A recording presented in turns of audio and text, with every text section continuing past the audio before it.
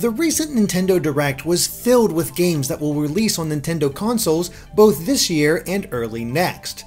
But they started everything with Pokemon. We haven't learned much about Ultra Sun and Ultra Moon, but this trailer gave us a solid look at what's new for this return to Alola. Not only do we have a better look at some of the new locations, but brand new Ultra Beasts as well. There's more hidden here though, so it's time to call forth the old analysis machine to see what secrets and details it can find. We begin with a familiar shot of the trainer running along the path near his house. It has all the familiar trappings we've come to recognize by now, including the Wingull flying above. However, as the scene changes to the night, it's no longer a Wingull flying above the trainer, but a Murkrow. Murkrow could be caught in Sun and Moon, though they were only located in the vast Pony Canyon. The fact that they're flying above here could indicate that we can now catch them on Melee Island too. This would indicate at least a remix of sorts of the Alola Pokédex. And there's even more evidence of this thanks to the special Rockruff that's being given away for those who purchased the game in the first several months. During the trailer that the Pokemon Company released, we get to see what this Rockruff is like. In Ultra Sun, it'll have the move Fire Fang, while the Ultra Moon version will have Thunder Fang. The rest of its attacks are Tackle, Bite, and Happy Hour, while its ability will be Own Tempo, and it'll be holding a Focus Band. However, this screen also shows that its Pokédex number is 126, while in Sun and Moon, it was 103.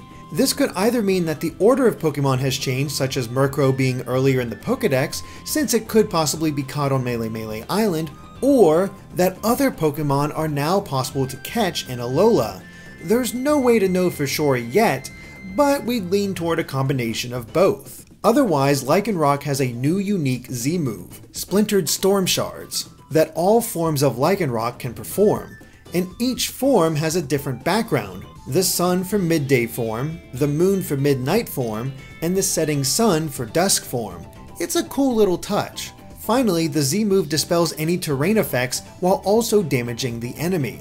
Another new scene involves the starters rushing in front of the trainer.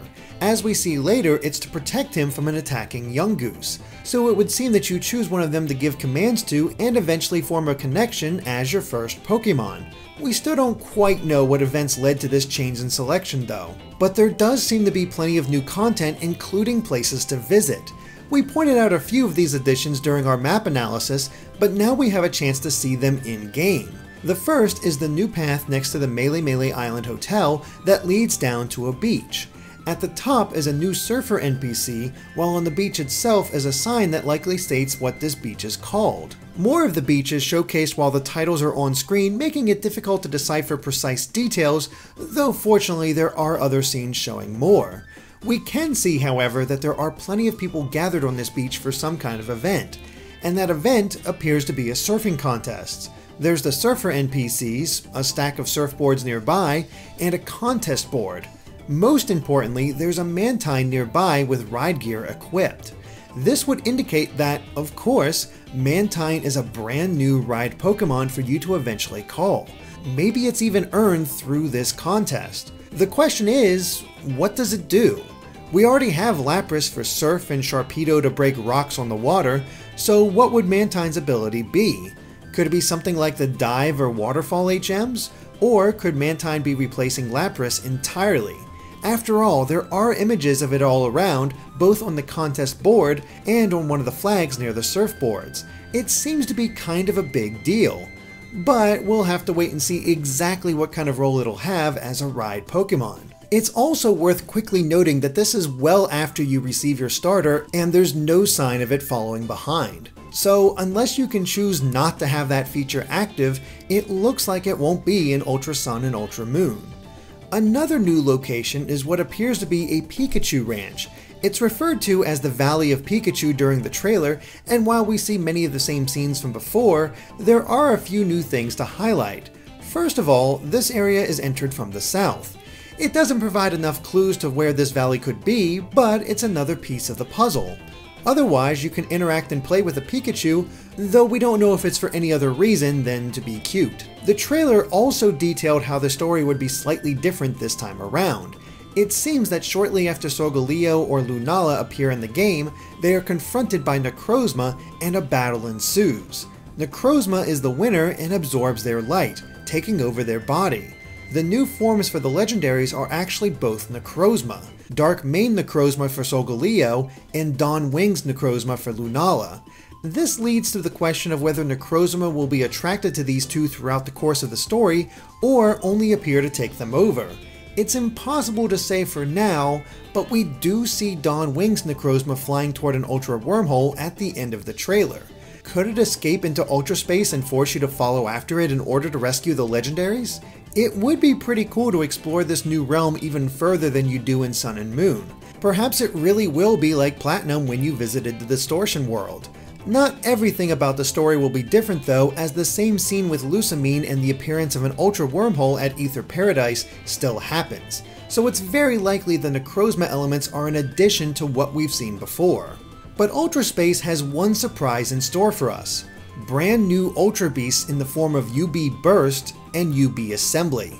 This marks the first time new Pokemon were introduced in a new version of an existing generation. Before, it had always been a new form or a new Mega Evolution. It's a big step, and these Ultra Beasts seem to fit right in. Burst is exclusive to Ultra Sun and appears to be based upon a dandelion. To attack, it even throws the ball that seemed to be its head at enemies and explodes. We'd guess it would immediately grow a new one though. Assembly is exclusive to Ultra Moon and is absolutely gigantic, casting a shadow that dwarves Hala and Hau. And that in itself is a new scene. We saw Hala confront another Ultra Beast in Sun and Moon, but Hau wasn't there. This would indicate that the two are at least somewhat involved in this new scenario, but it could also be an expansion of the post-game Ultra Beast quest found in the original games. Either way, it looks as if each brick on Assembly is an individual eye, making it seem as if it's always aware of what's happening. The name even indicates that it's made of smaller beings coming together as one, similar to Wishy-Washy's school form. It might not seem like much at first glance, but the changes that Ultra Sun and Ultra Moon are bringing to Pokemon are starting to become more apparent. We've still only gotten a small taste of its potential, but we're nevertheless excited to see what else it can do. Of course, if we missed anything, let us know in the comments below. Thanks for watching, and be sure to subscribe to GameXplain for more on Pokemon and other things gaming.